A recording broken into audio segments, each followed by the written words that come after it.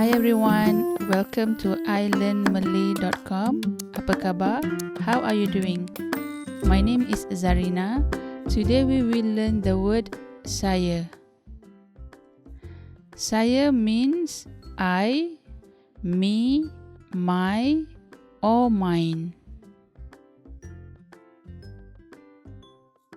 What is the difference between saya and aku?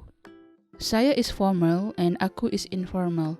You use saya to older people or someone you look up upon or to strangers.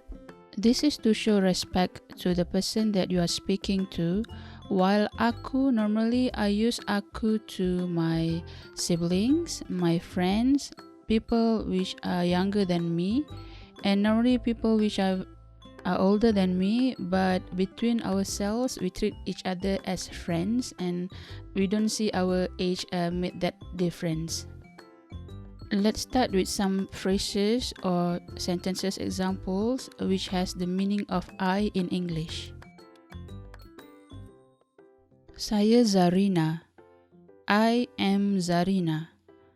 Saya seorang suri rumah. I am a housewife. Saya seorang pelajar. I am a student. Saya cantik. I am pretty. Saya tinggi. I am tall. Saya tak tinggi. I am not tall. Saya suka. I like. Saya suka makan. I like to eat. Saya tak suka bekerja. I don't like to work. Let's move on to examples of the word saya which carry the meaning of my in English. Nama saya.